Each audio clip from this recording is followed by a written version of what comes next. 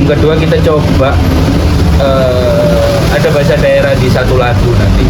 Aku belajar banyak dan ternyata musik mungkin bisa dibilang musik zaman dulu itu yang menurutku sound lawas itu kalau dikulik lebih dalam itu banyak materi yang aku nggak tahu.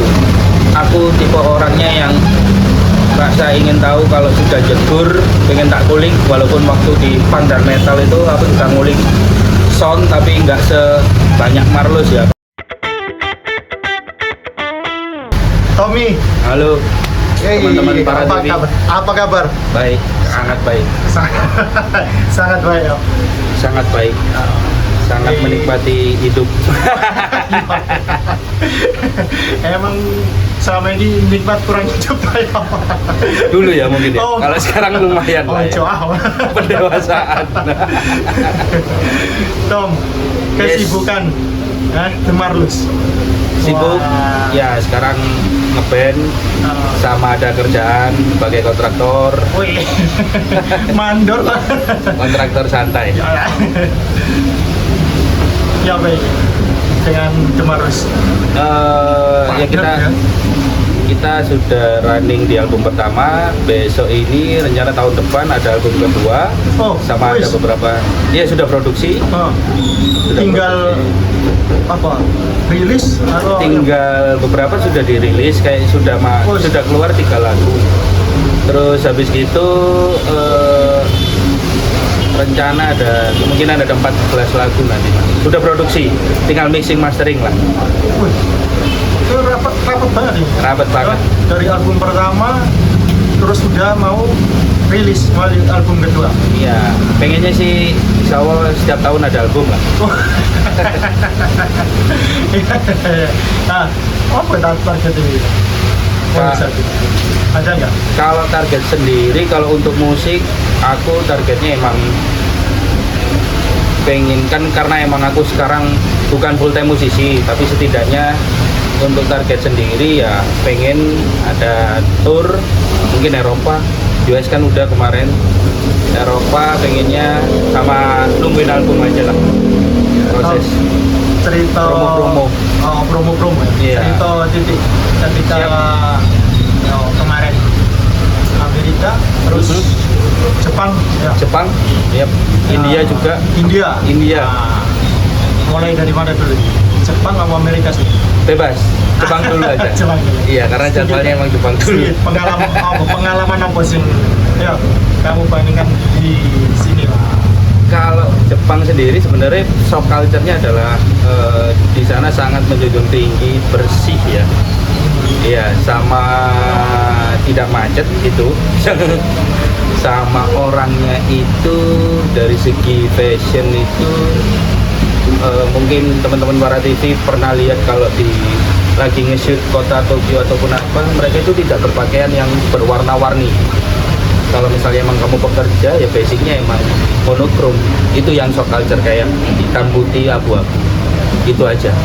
Terus yang ketiga selain bersih sama cara berpakaian, di sana itu antusiasmenya sangat warm banget, sangat warm, dan merchandise habis alhamdulillah. Oh ya, sing terutama ya. Iya. Cocok nggak kan? Kalau dari segi untuk bermusik cocok, tapi untuk tempat tinggal mungkin masih mikir-mikir, enak Indonesia jauh lah menurutku. Dari segi makanannya ya biasa aja, karena emang aku nggak seberapa suka yang makanan Jepang ya, yang nggak antusias banget, yang nggak fanatik banget. Sempat terkendala kan? Kalau kendala nggak ada sama, alhamdulillah lancar. Berapa lama sih? Kemarin kalau yang di Jepang itu 8 hari. Itu sangat lancar dan animonya sangat luar biasa. Thank you Jepang. Itu berapa titik? Itu kita di 5 titik. 5 titik? Iya, 5 titik, ada 2 titik yang tempatnya sama karena emang loadnya kecil. Festival? Festival kita nggak ada waktu di Jepang. Ya nggak ada. Kalau yang apa ini US? Ini Ini US ya. Jelas. Nah kalau yang US Ibu beda jauh ibu ya. Ke wah, sangat Asia. jauh, sangat jauh dari segi apapun sih. Ya kalau yang US itu kalau dari segi shock culture-nya emang karena emang aku kontraktor ya, mungkin dari segi bangunan dulu ya, sebelum bermusik ya. Dari segi bangunan sama tatanan kotanya itu emang jalannya gede-gede, karena kita lihat juga truk dan semua penduduk di sana itu kebanyakan punya mobil tapi tidak macet, itu yang heran. Yang kedua emang dari segi musik, kalau di US itu kebanyakan, kalau di Indonesia kan kebanyakan bar yang punya tempat hall music gitu kan. Nah kalau di sana itu kebalikannya, kebanyakan mereka itu hall music, emang intinya emang hall music tapi punya bar yang tidak gede-gede banget. Dan kalau misalnya di hall music itu tidak ada acara, ya barnya tutup. Itu yang kaget aku. Kota pertama apa? Kota pertama kita di waktu itu di San Diego. Kota pertama, dan animonya semuanya sih, dari semua kota di US animonya sangat luar biasa. Mereka masih menghargai bahwa kita ini orang Indonesia yang bermain musik soul, R&B.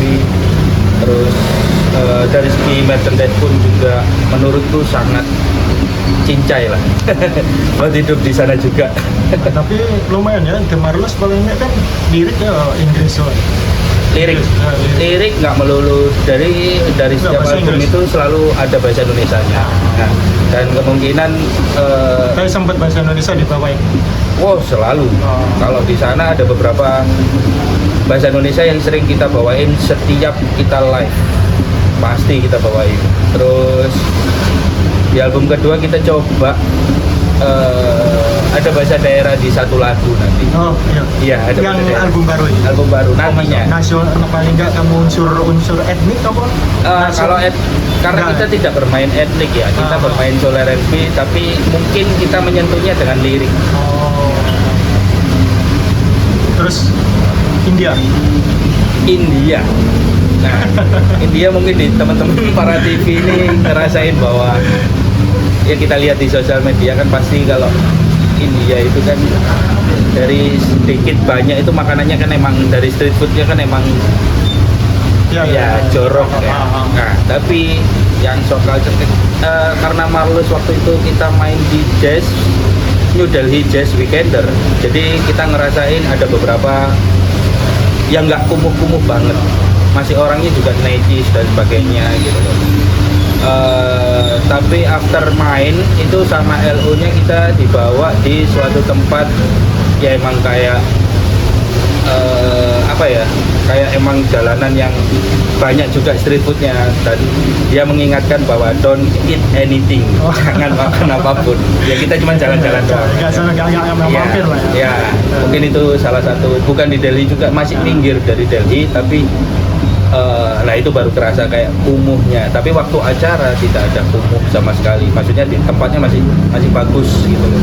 Dan kita juga main bersama band-band yang banyak juga dari Timur Tengah waktu itu, dari Qatar, dari Lebanon, banyak lah gitu. Dan acaranya sangat, anemonya juga sangat apa ya, warm.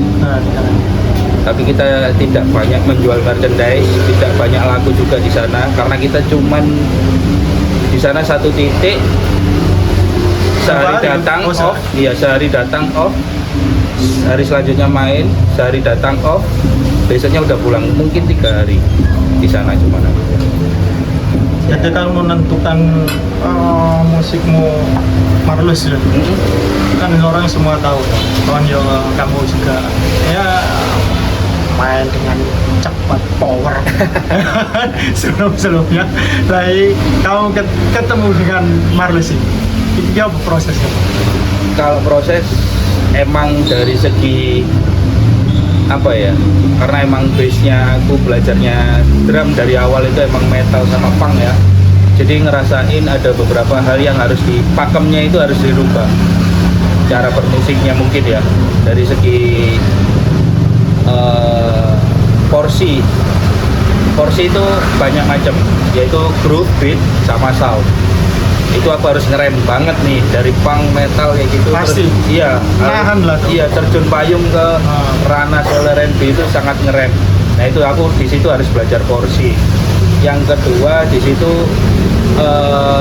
aku belajar banyak, dan ternyata musik mungkin bisa dibilang musik zaman dulu itu yang menurutku sound lawas itu kalau dikulik lebih dalam itu banyak materi yang aku nggak tahu. Jadi ada apa, rasa ingin tahu real sound kayak gitu.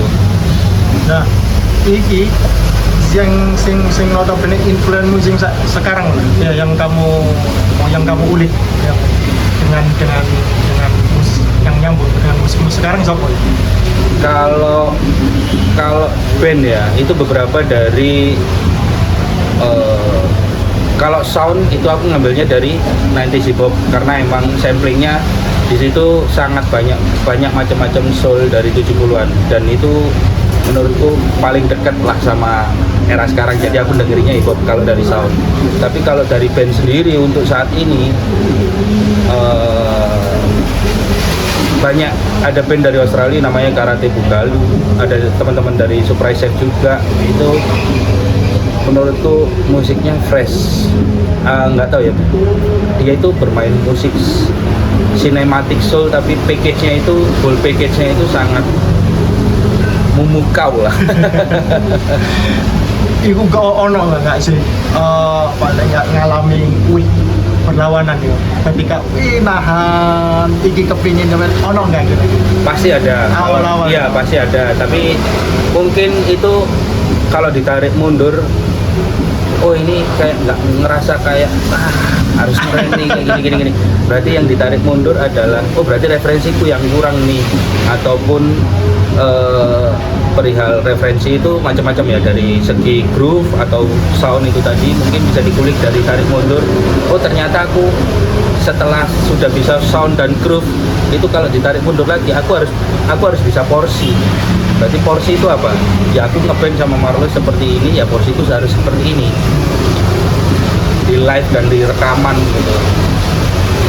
Porsi, kita belajar porsi kan. Sempat nggak berpikir ya kan, katakanlah iki kayaknya bukan wah iki untuk musikku iki aku harus harus tak tinggal atau harus iki ono nggak? Kalau kayak gitu enggak sih. Apa itu akan menjadi sebuah tak kejar, aku harus bisa menyesuaikan, aku harus tantangan. Oh pasti, kalau itu pasti emang jadi tantangan banget, karena emang aku tipe orangnya yang rasa ingin tahu. Kalau sudah jegur pengen tak kulik, walaupun waktu di punk dan metal itu aku juga ngulik sound tapi nggak sebanyak Marvelous ya. Kalau Marvelous itu emang kayaknya drum kicknya itu harus aku pakai merek ini deh, tomnya aku pakai merek ini deh buat ngejar whole package-nya sound di dalam musik gitu. Jadi aku kadang macam-macam ngono mas, kalau rekaman kadang aku kicknya pakai merek apa, tomnya nggak melulu yang satu merek gitu, enggak ya, yang pas apa yang tak kulik dulu. Jadi kalau misalnya kita punya instrumen yaitu drum kan piece-nya banyak tuh, ada kick, ada tom, ada floor, ada snare, ada hi-hat. Kalau hi-hat mungkin itu tergantung selera juga, tapi kalau sound dari segi piece-nya, kick-nya drum itu bakal tak umek-umek sih mas. Oh ini ditambahin lakban nggak apakah, itu serunya mungkin di situ. Sampai akhir ini ya. Alhamdulillah sampai Nyaman ya? Nyaman atau menikmati ya? Sangat nyaman, menikmati, dan masih banyak lagi yang harus dikulik. Itu aja sih lebih tepatnya. Untuk sebuah processing lebih banyak lagi, lebih besar lagi, ya kan? Iya, prosesnya emang prosesnya mungkin ya, kita kan bisa dibilang orang bikin album itu kan dari pendengarnya, dari referensinya. Misalnya aku album pertama nih lagi dengerin si A, si B, nah mungkin nanti jadinya bakal kayak gimana. Album kedua aku lagi udah nggak dengerin si A, si B tapi dengerin si C, si D, nah itu nanti bakal whole package-nya beda lagi dari segi sound. Dan sedikit bocoran dari album kedua Tom. Sedikit aja. yap, kalau Lebih gimana? kalau dari album kedua dibandingkan album pertama, album kedua ini jujur dari segi sound, beat, segi sound, groove itu kita lebih matang dan lebih atraktif. Kalau dari segi lirik kemungkinan aku nggak terlibat banyak untuk menulis lirik ya, jadi aku lebih ke instrumennya aja. Kalau arrangement dari segi musiknya emang lebih atraktif daripada album pertama gitu, dan lebih to the point dari album pertama, nggak menye lah. Kalau ini lagunya lebih lebih to the point lah. Tom, sukses yo untuk Siap, album terima kasih buat berikutnya. teman-teman. Cepat bisa Amin. dinikmat ya. Amin. Dan mungkin ada job tour yang lebih. Amin mas, Ya. itu tujuanku, keliling dunia. Terima kasih teman-teman Para TV, sukses. Halo, saya Tommy Di Marlus. Baru kali ini saya ngerasain ada, mungkin bisa dibilang interview yang walaupun bukan empat mata tapi secara POV, kameranya ke arah yang diinterview terus. Sukses buat Para TV, terus para gen.